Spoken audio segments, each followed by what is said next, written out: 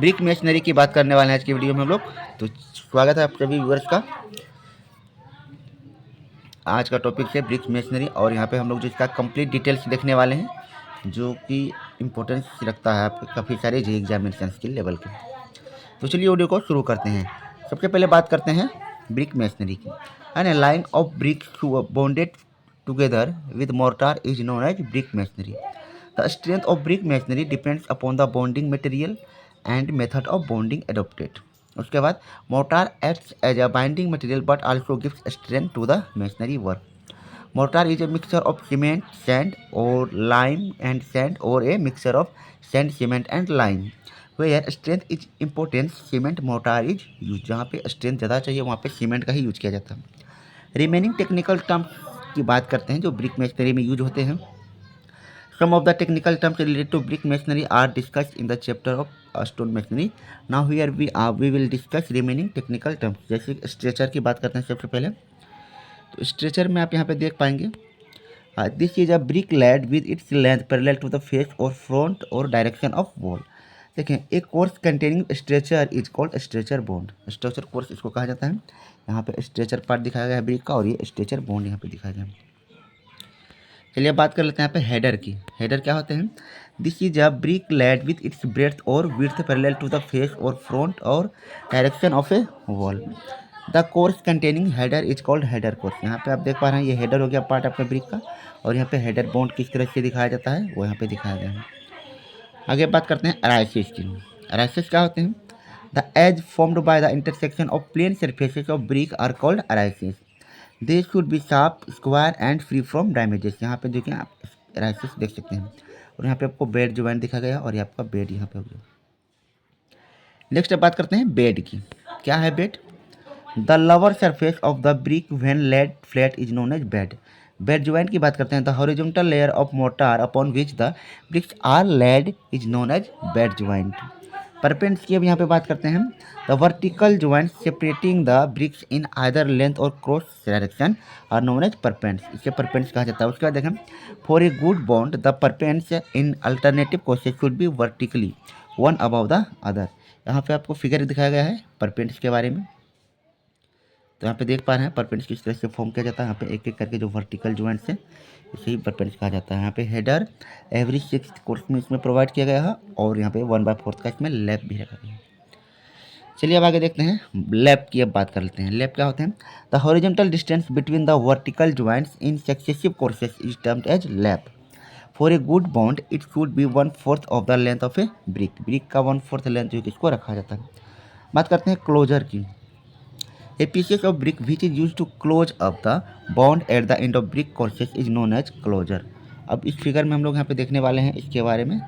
जैसे कि सबसे पहले यहाँ पे देखें हेडर कोर्स दिखाया गया है, यहाँ पे स्ट्रेचर है और यहाँ पे पूरा कोर्स हो गया। उसके बाद यहाँ पे देख पा रहे हैं आप क्लोजर आपको यहाँ पे दिखाया गया है। फिर उसके बाद यहाँ पे क्वीन हेडर यहाँ पे दिखाया गया है। यहाँ पे आपको लैप दिखाया गया है, यहाँ पे परपेंट्स है और यहाँ पे बेड ज्वाइंट।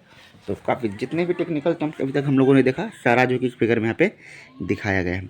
अब बात करते हैं it helps in preventing the joint of successive courses to come in a vertical line. Generally the closer is not specially moulded but it is prepared by the mason with the edge of the trowel. अब बात करते हैं queen closer की। Queen closer की अगर बात करें, this is obtained by cutting the brick along longitudinally in 2 equal parts. है ना, फुल ब्रिक को इस तरह से हाफ जो है कि मतलब लॉन्गिट्यूडली इस तरह से जब कटिंग कर दिया गया है तो जो यहाँ पे पार्ट बचता है उसे ही क्वीन क्लोजर कहा जाता है।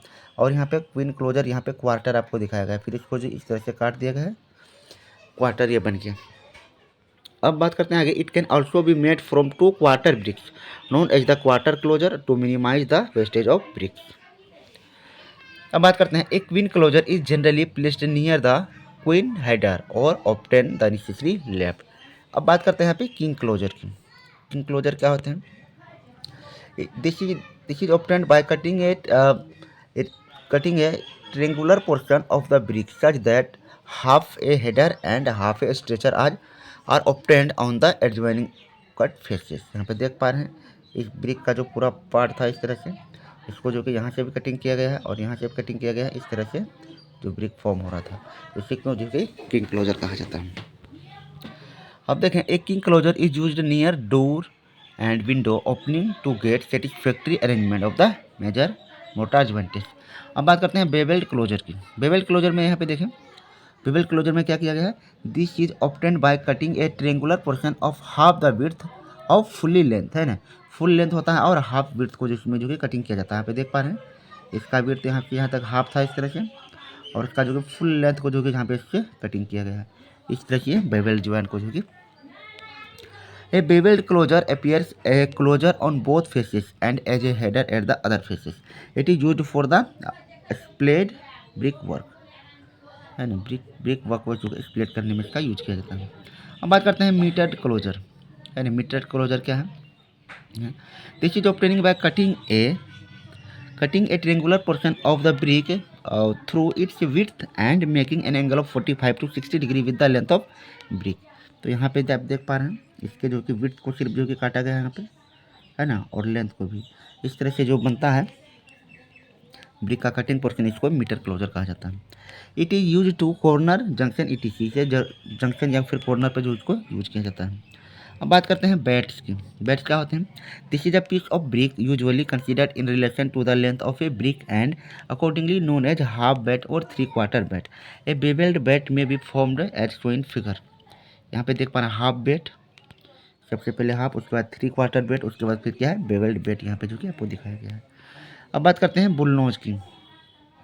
बुल नोज क्या होता है, a brick moulded with a rounded edge is termed as bull nose and it is used for rounded queen. Rounded queen के लिए जो इसका यूज किया जाता है बुल नोज का। यहाँ पे आप देख पा रहे हैं सिंगल बुल नोज हो गया आपका, फिर उसके बाद यहाँ पे डबल बुल नोज, उसके बाद बुल नोज यहाँ पे दिखाया गया किस तरह से जो इसका यूज इसमें किया जाता है। एक connection which is formed when a wall takes a turn is known as queen. Queen क्या होता है, एक connection which is formed when a wall takes a turn is known as queen. Queen यहाँ पे जहाँ पे वॉल क्या करता है, टर्न लेता है। The centre of the curved portion is situated on the long centre line of the brick. चलिए अब बात कर लेते हैं काउनोज की। बुल नोज होगी। अब काउनोज को देखें यहाँ पे, अगर a brick moulded with a double bull nose on 1 end is termed as cow nose. तो यहाँ पे देख पा रहे हैं काउनोज यहाँ पे किस तरह से इसको बनाया गया है। चलिए अब बात कर लेते हैं स्क्विंट कॉइन को। स्क्विंट कॉइन को अब यहाँ पे बात करें, a brick which is cut or moulded such that an angle other than a right angle is formed in plane is known as squint quoin. मतलब 90 डिग्री के अलावा जो कोन पे इसको काटा जाता है उसी को स्क्विंट कॉइन कहा जाता है। फ्रॉक की बात कर लेते हैं ब्रिक का। A frog is a mark of depth about 10 to 20 mm which is placed on the face of a brick to form a key for holding the mortar. The wire cuts brick are not provided with frogs. A press brick as a rule has frog on both faces. इस तरह से जो कि frock यहाँ पे काम करता है। यहाँ पे आपको एक फ्रॉक को दिखाया गया है जिसमें ब्रिक का जो कि मैन्युफैक्चरिंग किया जाता है। और देखें a handmade brick has only 1 frog. इसके बाद क्या है रेकिंग बैग।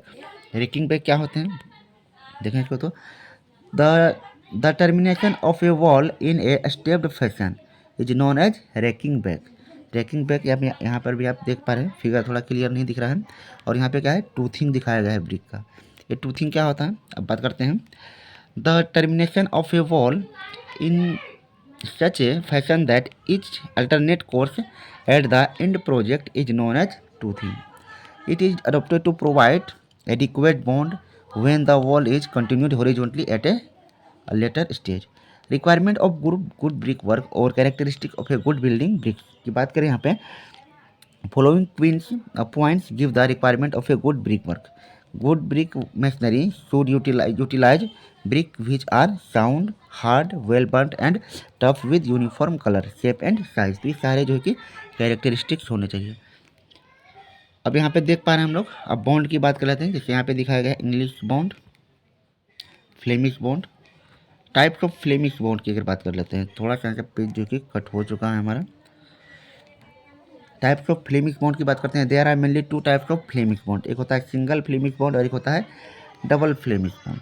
इसकी बात करें अगर सिंगल फ्लेमिश बॉन्ड की, combination of English bond and Flemish bond resulting into new type of bond is called as single Flemish bond.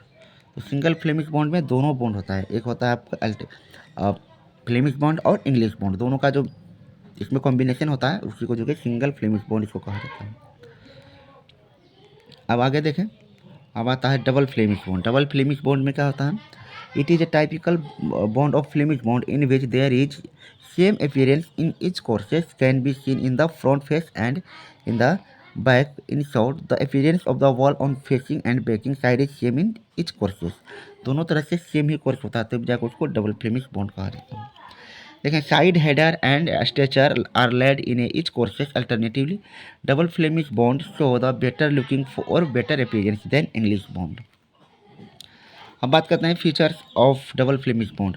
Since double Flemish bond is a typical bond other than the other bond, it has some special features as follow. Header and stretcher are laid in each courses alternately.